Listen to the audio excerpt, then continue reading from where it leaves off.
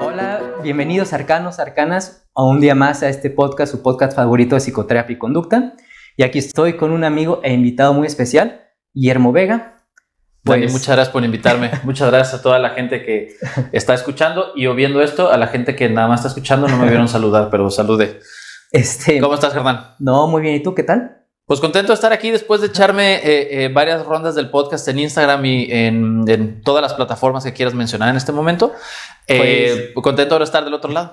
Pues después de un año de invitación y planeación y agendas y no agendas, aquí estamos. Así que lo logramos. Eso es lo importante. Tenemos agendas terribles tú y yo, definitivamente. Pero bueno, mucho trabajo, es lo bueno. Bendito Dios. Y voy a aprovechar para, ahora que estamos aquí, oficialmente lanzar la reta al Instituto Arca, porque el instituto donde trabajo yo los quiere retar a una cáscara de fútbol. Pues aceptamos la cáscara. Bien. Digo, vamos viendo cuándo, pongamos fecha, pongamos todo. Y hay que apostar algo para que se ponga interesante. Pues unas cervezas. Órale, perfecto, muy bien. Va muy bien, entonces queda grabado. Ya quedó registrado. Instituto INA, Instituto Arca, cáscara de fútbol, se apuestan unas cervezas. Bien. Pero pues, ¿qué nos puedes, aparte de todo el mundo que es el mundo del trauma, qué es lo que más te ha llamado la atención? ¿Por qué te fuiste por esa línea de estudio, investigación? ¿Te das cuenta que el término teórico coloquial es lo menos coloquial que existe? O sea, nada más solo para que lo tengas presente. Me gusta. Deberíamos tener camisas que dijeran teórico coloquiales. Muy bien. Para la cáscara de fútbol. Ándale, perfecto. Fíjate. A mí me empezó a interesar el asunto del trauma. Yo trabajo desde el área de neuropsicología clínica. Me dedico más que nada a hacer procesos de evaluación e intervención neuropsicológica. Evaluación me extiendo a todas las edades, que son cuestiones que son dadas por los instrumentos. Intervención trabajaba más con niños y adolescentes que tenían o algún problema de aprendizaje, algún problema conductual o algún trastorno de neurodesarrollo, que en realidad es la minoría, que luego tú sabes que es muy fácil sobrediagnosticar algunas cuestiones, ¿no? Y trabajando con muchos chicos que de repente reflejaban muchos problemas de aprendizaje, empezaba a ver que había muchos antecedentes de lo que podríamos entender como experiencias traumáticas que a mí me dificultaban establecer un diagnóstico, porque es una variable que no está muy bien discutida cuando consideramos tanto lo que hay de investigación a la hora de establecer un diferencial o armar un diferencial, y particularmente lo que son los manuales diagnósticos, que no vamos a nombrarlos en este momento porque nos descarrilamos. Sí. Eso a la par de mi experiencia en clases. Estaba yo dando clases en la universidad en un proyecto que era con una casa hogar, y empezaba a ver también que algunos chicos que habían tenido como situaciones de precariedad muy fuertes empezaban a presentar un comportamiento muy particular, específicamente procesos de desmotivación muy claros, donde de repente sentía que era difícil aplicar estas estrategias conductuales convencionales, que sí se puede, tú lo sabes mejor que yo, pero como que hay una variación que se vuelve importante. Y decidí, cuando se presentó la oportunidad de estudiar el doctorado, hacer una investigación o tratar de adentrarme en cuáles son las variaciones en el neurodesarrollo asociadas a haber experimentado trauma en la infancia. Así fue como me metí.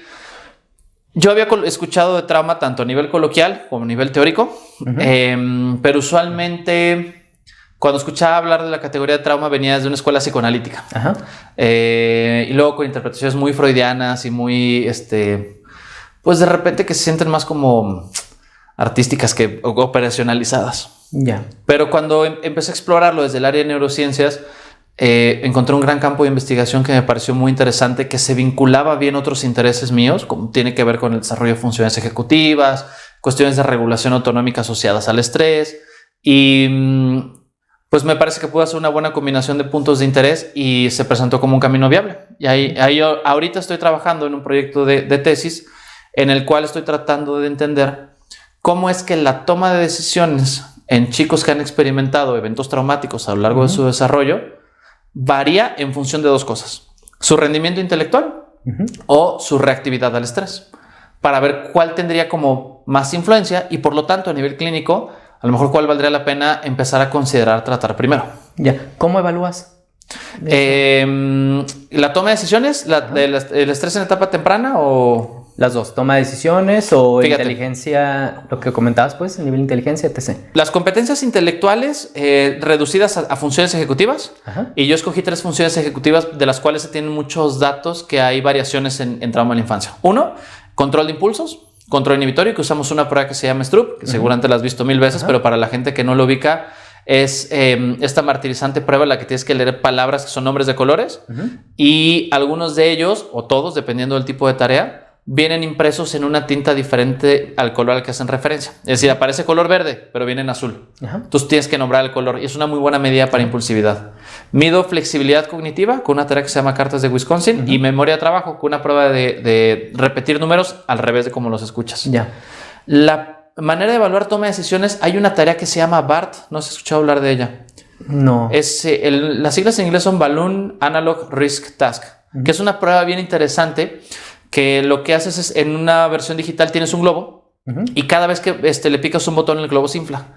Cuando el globo se infla, tú ganas dinero. Entonces, a medida que vas inflando, vas ganando más dinero y el globo se hace más grande. Pero hay un punto donde si el globo se revienta, pierdes todo el dinero que habías acumulado. Entonces tú tienes que calibrar cuándo dejas de inflar y recoges el dinero. Y es una tarea que se ha corroborado como uno de los mejores instrumentos de toma de decisiones. Sigue teniendo un montón de broncas, pero es lo que hay, ¿no? Y que correlaciona bien con conductas de riesgo, como el exponerse a situaciones de conducta sexual riesgosa, consumo de sustancias, etc. Y, por ejemplo, a nivel neurofisiológico, ¿cómo se ve un trauma? Es una pregunta súper compleja, pues, pero... Fíjate, ahí habría varias cosas y que tiene mucho que ver con la definición de trauma. Entonces, ahí te preguntaría, tú funcionalmente, Dani, ¿cómo defines trauma? Funcionalmente, yo definiría... A lo mejor una respuesta específica ante un estímulo específico, en pocas palabras. Fíjate, que es un asunto que luego se vuelve bien complicado y que eso ha limitado la posibilidad de encontrar una correlación neurofisiológica de lo que es un evento traumático. Porque hay un montón de definiciones. Claro. A mí la perspectiva que más me gusta es, entendemos un evento o trauma como aquella dificultad para regresar a un punto de homeostasis que fue provocada por una situación que se considera crítica, ¿no? O sea, cuando nosotros decimos que una persona ha experimentado trauma, es que regresar a ese punto de equilibrio se ha convertido en un reto mucho más intenso de lo que era antes del evento traumático. Pero definir trauma es una cosa bien ambigua. Entonces, para tú poder decir, esto pasa en el cerebro de una persona que ha vivido trauma, tendrías que saber muy bien entonces con quién vas a trabajar y en función de esta medición. Y fue ahí donde empecé yo a explorar y que te digo que me voló la cabeza porque me abrió los ojos ante un mundo de investigación que ha sido muy controvertido.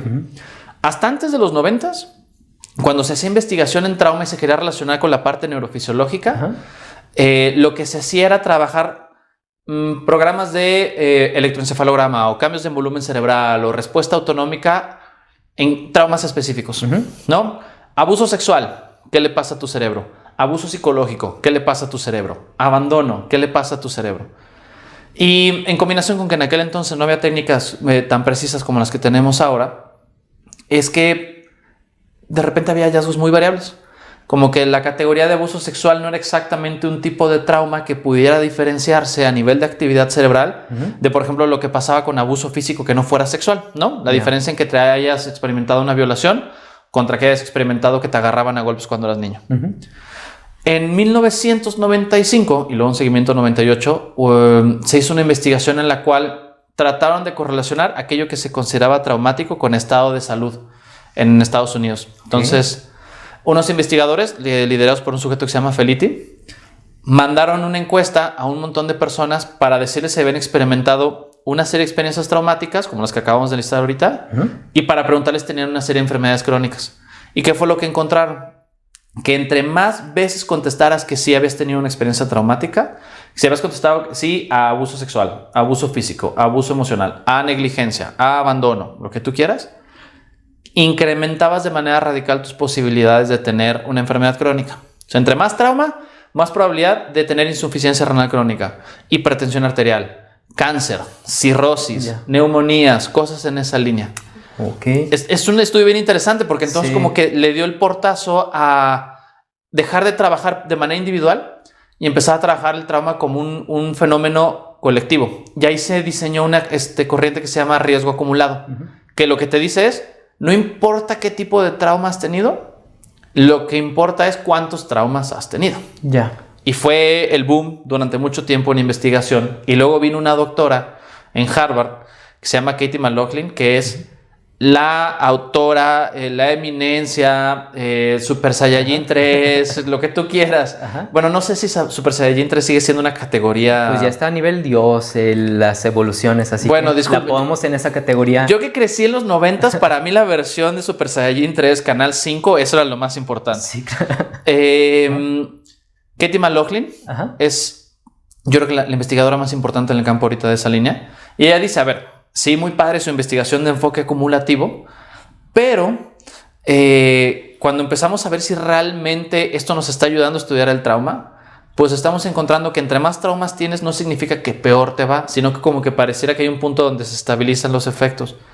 Y como no es exactamente el marco más preciso, relacionar muchos traumas con qué pasa en el cerebro no estaba siendo muy claro. Y entonces ella propone una clasificación que ahora es un enfoque llamado abordaje dimensional, donde dice las experiencias traumáticas las vamos a dividir en dos. Ahorita vas a ver por qué me fui tan atrás para contestar tu pregunta. Prometo que hay una respuesta.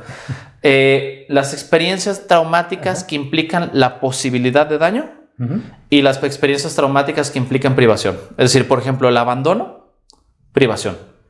El abuso sexual, daño. Y es ahí, con esa clasificación, donde sí se encuentran diferencias en lo que pasa en actividad cerebral. Ya. ¿No? Y hay varias cosas. Por ejemplo, ella publicó un artículo, creo que en 2019, que es una revisión sistemática de todos los artículos de una técnica que se llama resonancia magnética funcional. Para la gente que no ha escuchado hablar de eso, seguramente en algún momento habrán visto un cerebrito que se pinta de colores en función de zonas que se van activando. Que eso es lo que nos dice cuáles son las zonas que están haciendo mayor desgaste. Lo que ella encuentra es que, por ejemplo, en personas que han experimentado situaciones de trauma que se considera asociado a daño, todos estos abusos físicos, sexuales, psicológicos, el tamaño de la amígdala, una zona del cerebro que está en lóbulos temporales y que se asocia mucho con el procesamiento de emociones negativas, es menor. Pero la actividad es mucho más intensa. Ya. Y entonces como que eso plantea que hay una reactividad ante el propio miedo, ante observar a personas que a lo mejor luego te hacen señales como de rechazo o de enojo o de agresión. Y clínicamente es una cosa que vemos mucho en las personas que han tenido antecedentes de trauma, que se vuelven hiperalertas a claves emocionales adversas en las personas. Que eres como... Estás tan hipervigilante de tantos estímulos al mismo tiempo, estímulos asociados al trauma, que estás en un estado de alerta. Justo, ese es el meollo. Y entonces, pareciera que estos cambios, como se da una etapa muy sensible de plasticidad, tienen altas probabilidades de generar variaciones que son más radicales. Y por lo tanto, cuando estas personas llegan ya a etapa adulta, esta constante ver, híjole, ¿se habrá enojado conmigo? ¿Estará pensando en lastimarme? O a lo mejor será que si yo digo algo mal me voy a sentir terrible, tengo miedo a mi propio miedo. Se favorece desde ahí.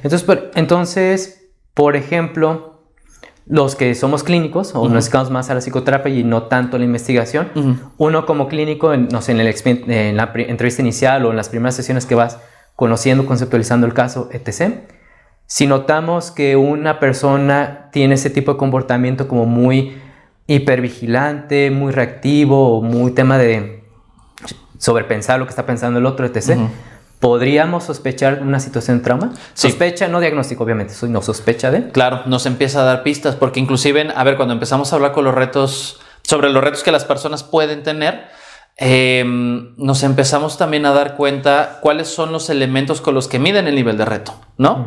Y usualmente uno de los retos más comunes están a niveles de socialización, qué tan aceptado o rechazado soy. Y cuando empezamos a identificar que las personas sistematizan con mucha frecuencia y mucha intensidad estas señales de rechazo que pueden ver en los demás y que van correlacionando las señales de rechazo con desenlaces catastróficos, podríamos preguntarnos si no hay antecedentes traumáticos de por medio y empezar a explorarlo por ahí. Porque entonces, si uno se da cuenta en el espacio clínico que estás interactuando con alguien o estás en un proceso de acompañamiento con alguien que está evaluando de manera minuciosa qué de tu comportamiento me podría sugerir rechazo, y que me tengo que adaptar con muchos pasos a que ese rechazo no se manifieste, porque si sí se manifiesta, algo muy malo va a pasar, pues entonces esa es una secuencia que no es nueva. Es una secuencia que ha sido muy repasada y hay que preguntarnos, ¿en qué momento esta manera de cuidarte leer a los demás con tanta intensidad se convirtió en tu esquema de seguridad. Sí, y aparte, digo, por ejemplo, algo que plantea mucho la terapia analítica funcional de, pues al final el comportamiento que ocurre en la consulta, pues es un reflejo del comportamiento que ocurre afuera, pues, o sea, una persona que tiende a la evitación experiencial, por ejemplo, en la consulta va a evitar ciertos temas y a lo mejor en la vida diaria va a evitar salir con ciertas personas, por ejemplo. Por supuesto. Entonces, sí.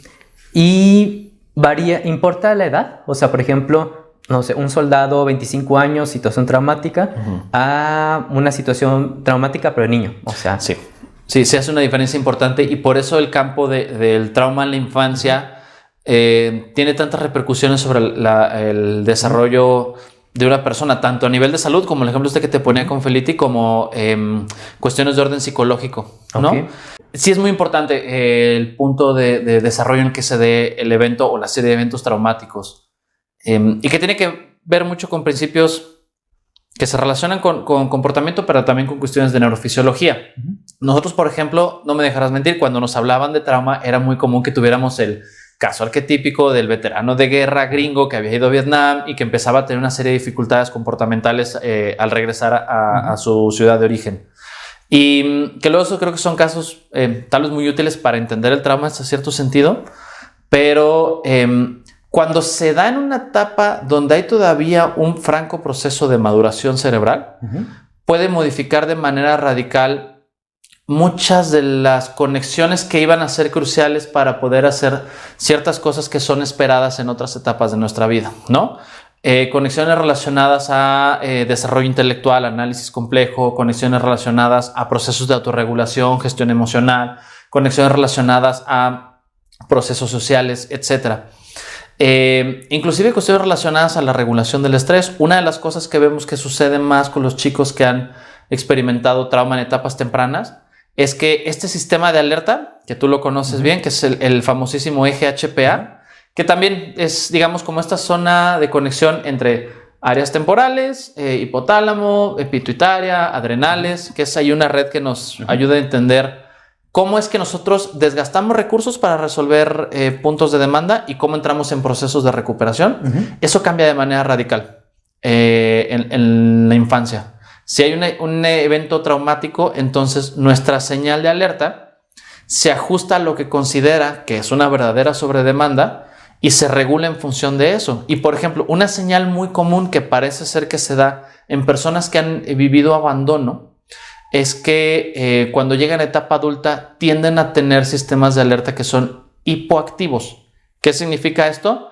Usualmente nosotros pensamos en el estrés como un tipo de activación muy desagradable, pero tú sabes que necesitamos estresarnos un poco para incrementar nuestro nivel de actividad y ajustarnos a condiciones que son retadoras, pero convencionales, ¿no? Sí. Cuando una persona experimenta trauma en la infancia, su sistema de alerta puede llegar a un punto de actividad muy alto y luego empezar a hiporregularse, es decir, responder poco, responder poco, responder poco. Y luego cuando convivimos con una persona o conocemos profesionalmente una persona que ha estado expuesta a condiciones de abandono, continuamente escuchamos que se cansan con mucha facilidad, ¿no? Que se agotan o que a la media hora, a la hora de estar en una situación social, empiezan a sentir mucho sueño y ya se quieren retirar, o que están en el trabajo y a los 45 minutos ya se siente como una demanda física insostenible. ¿Qué pareciera que sucede en estos casos? Es que son personas que no logran pisar el acelerador con la suficiente potencia para poder ajustarse a la demanda de una cosa que es bien convencional. Inclusive a lo mejor has visto el meme de el parquímetro social, ¿no? Que estoy en una fiesta y a las 2 horas se me acaba el parquímetro social y luego de repente se ve como la cara fantasmagórica de la persona. Son señales en esta línea. Cuando nosotros tenemos experiencias traumáticas en la infancia, hay muchas más cosas en nuestra maduración cerebral, en nuestra organización neuronal, que se pueden modificar. Y entre más temprano se modifiquen, más efecto tienen sobre todo el proceso de maduración. Y por lo tanto, más difícil revertir algunos efectos. Ok.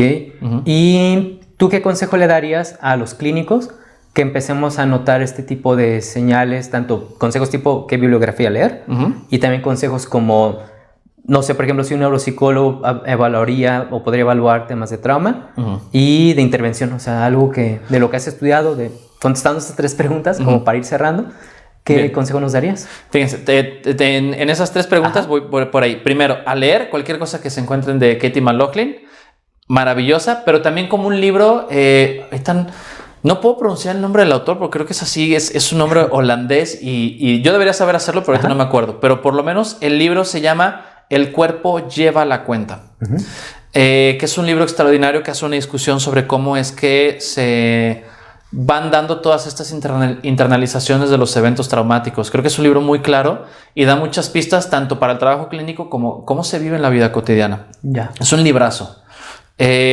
Segundo, si se pueden hacer evaluaciones neuropsicológicas para detectar elementos de trauma, sí, particularmente en 2 condiciones. Cuando sospechamos trauma en la infancia, porque entonces habilidades de ajuste a detección de riesgos y a situaciones novedosas, funciones ejecutivas, van a verse afectadas. Y creo que es bien importante, particularmente entre más drástico haya sido el trauma, que para aquellas personas que trabajan en el área clínica se tengan cuáles son los elementos intelectuales disponibles, porque tú lo sabes mejor que yo, hay ciertos prerequisitos en términos de habilidades para poder aprovechar ciertas técnicas o ciertas estrategias de acompañamiento.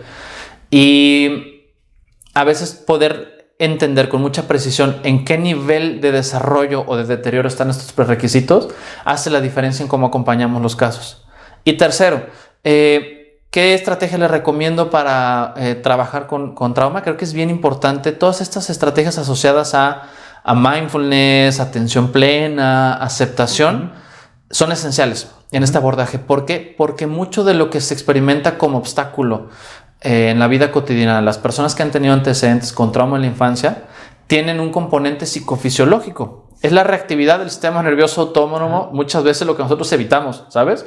Cuando la gente tiene una ansiedad tremenda, no es necesariamente las consecuencias sociales de la situación, sino no quiero ir a acercarme con esta persona y sentir que me duele el estómago, que me están sudando las manos o que me late el corazón muy fuerte. Entonces creo que si va a haber trabajo clínico con personas que tienen antecedentes de trauma, es muy importante tener un marco para atender esta reactividad fisiológica con alguna estrategia conductual, pero ayuda a que el cuerpo esté en medida de lo posible en el estado óptimo para que la aplicación de estrategias conductuales en el contexto en que queremos que se den sea más sencillo.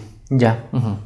Como bien, si no me recuerdo, está el concepto o la intervención de exposición a través del mindfulness, ¿no? Creo que es el concepto. Creo que sí está. Justo. Sí, ¿verdad? Sí. A medida que vas haciendo algunos ejercicios, primero de relajación profunda y luego ya estando en este estado de mindfulness, vas exponiendo a la persona a los escenarios que le representan temor o le representan reto. Lo que puedes ir haciendo es vinculando por lo menos esta simulación de los eventos que nos da la imaginación con una reactividad autonómica distinta. Y entonces, a medida que se va logrando eso, de manera gradual acercamos a la persona a la exposición real, pero ya habiendo practicado que la reactividad de su cuerpo sea diferente. Ya. ¿Y trabajo interdisciplinario entre neuropsicólogo y psicólogo? ¿O no aplica solamente para la evaluación? ¿O también tú como neuropsicólogo hay formas de trabajarte cuando hay personas con trauma? Dependería de los resultados de la evaluación, ¿no? Porque creo que a lo mejor una evaluación como punto de partida sería muy útil, pero si vemos que quien está haciendo un trabajo clínico está teniendo un éxito continuo con todas las estrategias que utiliza, pues entonces creo que ya este vínculo constante no es tan necesario. Sin embargo, y que es una cosa que pasa mucho y que tiene que ver con todo lo que hemos hablado, si la persona con la que se está trabajando en el espacio clínico no cuenta con a lo mejor algunas de las habilidades intelectuales que son necesarias para estar monitoreando el comportamiento y a lo mejor regular el comportamiento a partir de ciertas ideas, sí sería necesario un entrenamiento de habilidades intelectuales para que el aprovechamiento en terapia sea mucho más. Y eso lo hace más el neuropsicólogo. Exactamente. Ya. Justo. Okay. Sí, porque es entrenar, el automonitoreo, es entrenar el razonamiento verbal, es entrenar la clasificación abstracta, es cosas en esa línea. Inclusive funciones atencionales, porque no es extraño que ya algún día hablaremos de déficit de atención, pero no es extraño que haya una desorganización radical en el control atencional cuando uno ha experimentado trauma en la infancia, porque entonces estás hipervigilante todo el tiempo. Tu sentido de seguridad está en estar cambiando de foco de atención para monitorear amenazas y nunca tienes la experiencia que necesitas en sostener tu atención por un periodo prolongado. Sí, claro. Sí, entonces ya cualquier técnica como mindfulness, que es atención plena, pues te va a costar mucho, aparte por el malestar que te va a generar prestar atención a lo que no le quieres prestar atención, que son tus emociones. Aparte está la deficiencia o el déficit. El déficit, El déficit de prestar atención. Justo. Ya, ok. Pues para ir cerrando, o más bien para cerrar, mejor dicho, pues, ¿cómo cerrarías esta charla que hemos tenido el día de hoy, mi estimado Memo? Creo que después de haber estado leyendo y explorando lo que implica el trauma en la infancia y el efecto que tiene a nivel neuropsicológico, es bien importante explorar este campo para entender que lo que nosotros consideramos traumático está estereotipado por lo que entendemos trauma en adultos. Y hay cosas que son traumáticas que, aunque a lo mejor no sean descritas así, tienen un efecto determinante en tu salud emocional a lo largo de la vida. Entonces creo que si vamos a trabajar en el área clínica, bien importante entender estos traumas silenciosos particularmente, y ahí sí diría, creo que son lecturas que luego como cambian la comprensión de manera radical. Entender un poquito la psicofisiología de la negligencia, porque luego nos es difícil no poner en un lugar más drástico es que el abuso sexual es terrible y tiene todas estas consecuencias. Sí, ¿no? O el abuso psicológico, el abuso físico. Pero sentirse continuamente abandonado también te predispone a un nivel de tensión altísimo, porque tienes que activar todos tus recursos para cuidarte, porque no está la figura de apoyo. Y eso, cuando lo vives a los 5 o 6 años, jamás lo registras como una experiencia traumática, pero te va a acompañar un buen tiempo de la vida. Ya. Yo diría que por ahí. Ok. Pues muchas gracias. Dani, quedó la reta puesta. Quedó la reta. También, pues, una secuela de este capítulo o de otros temas que hay mucho que hablar. Órale, yo jalo. Muchas gracias por invitarme. Bien. Pues gracias a ti, pues nos vemos pronto, estimados arcanos. Así que esténse pendientes a nuestras redes sociales, YouTube, Spotify, Instagram, Facebook. Y también, Memo, las personas, ¿cómo te pueden localizar? ¿En qué instituto estás? Y contacto. Yo trabajo en un instituto que se llama Instituto de Neuropsicología y Neurociencia Aplicada, que todos tenemos especialidades afines en el área de neurociencias. Y nos pueden buscar en redes como @inagdl o a mí directamente. Tengo una página que se llama @memovegao. Ahí van a escuchar algunas de estas cosas. También hay chistes. Si no tienen tolerancia para los chistes, mejor búsquenme desde INA, ¿no? Ya, ok. Muy bien, pues muchas gracias. Muy bien. Nos vemos.